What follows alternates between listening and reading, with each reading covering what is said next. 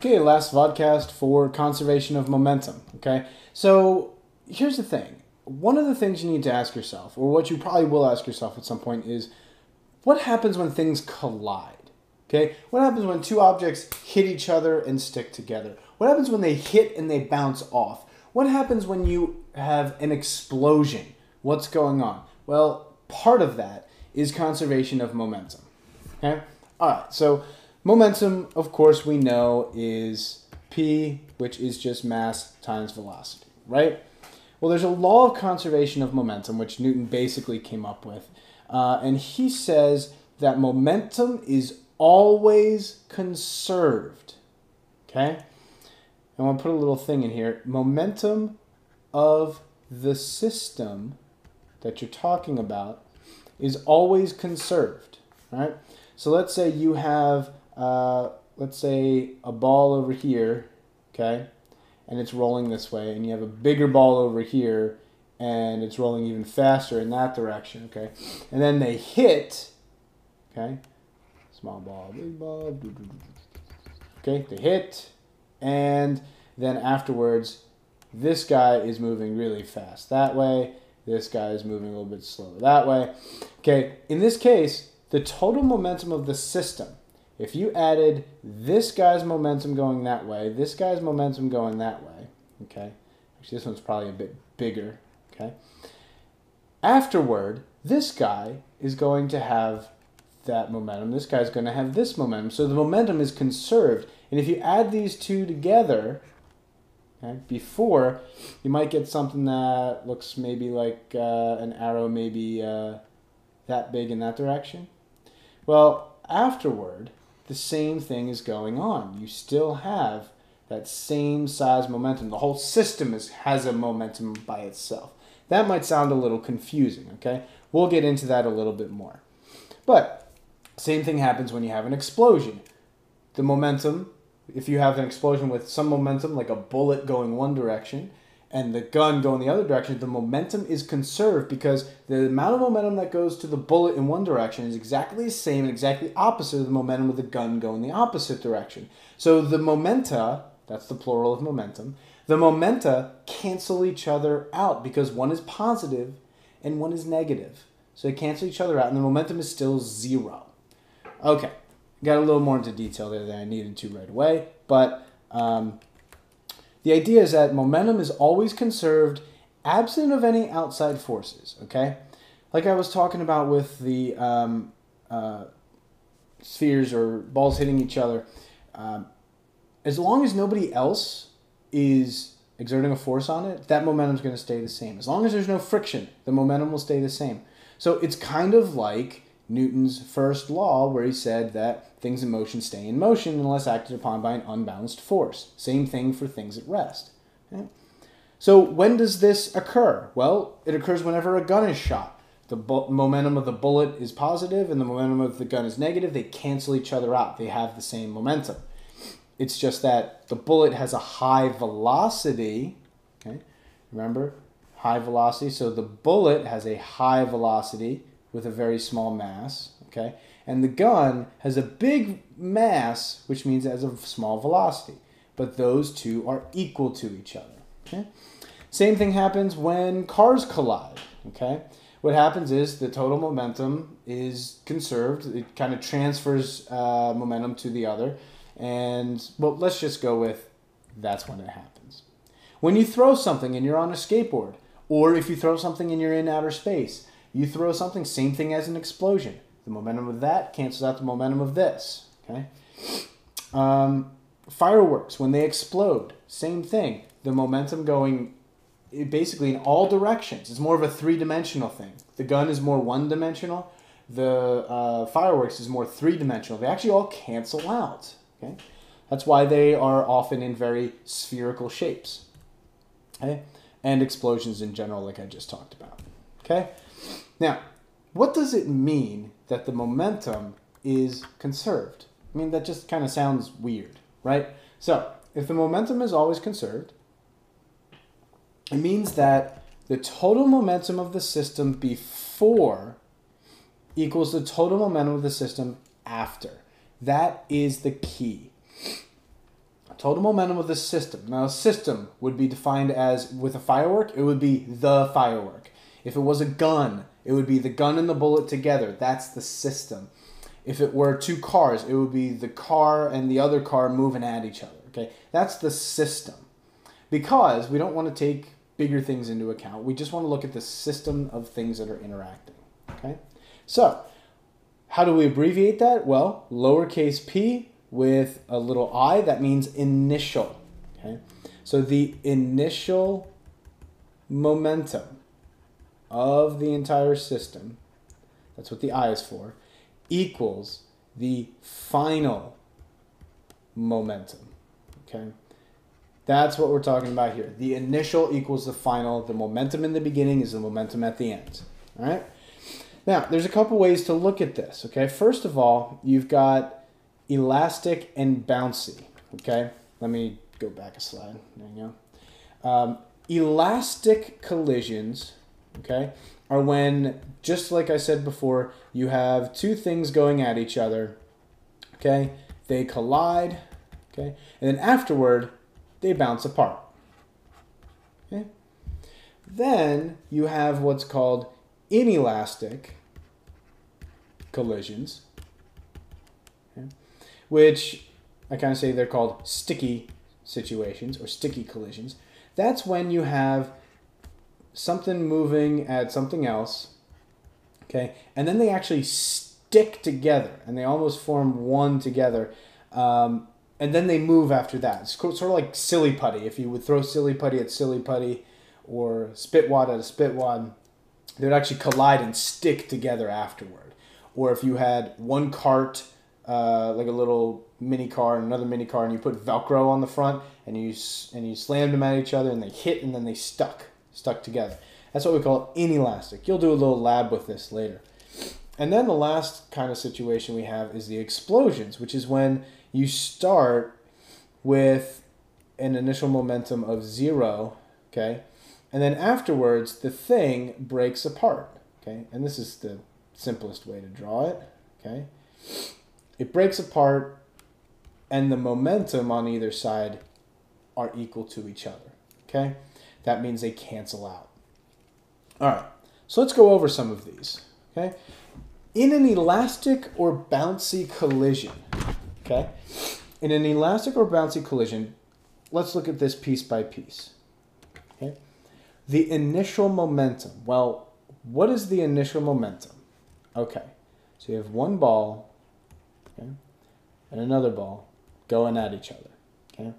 In other words, you take the momentum of ball A initially.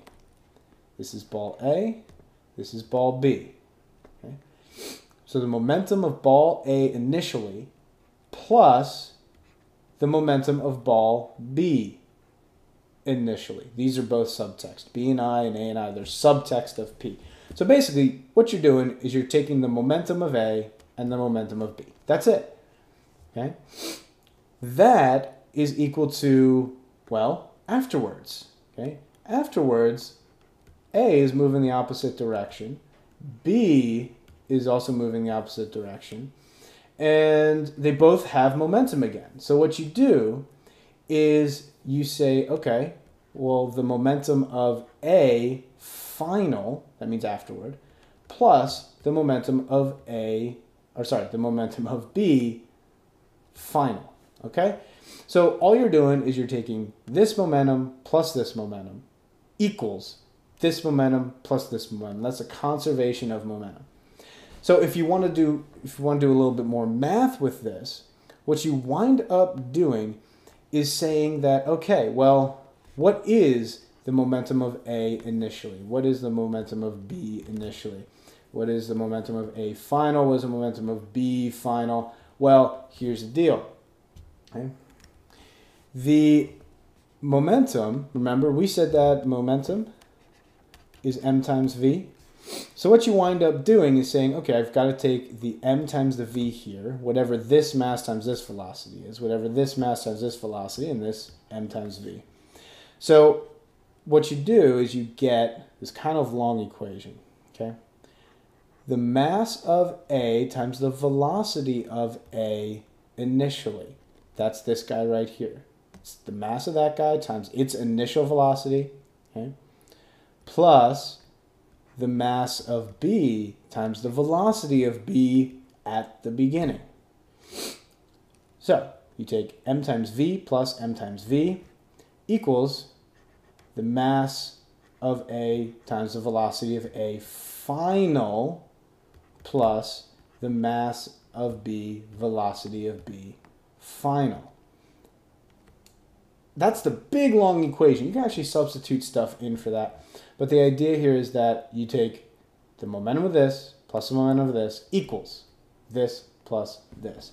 And so just like any other problem in physics, if you don't know one of these, you can use everything else to figure it out. Okay? You want to write this down on your essential equation sheet. Pause me, go do that now. Okay, now you're back from pausing. Let's move on to the next one. An inelastic or sticky collision. Okay? In this case, you have a ball or a spit wad or something, and let's say the one on the left is massive and it's got a high velocity. And there's another small one and it's not moving as fast, okay? They move at each other. We've got A and we've got B.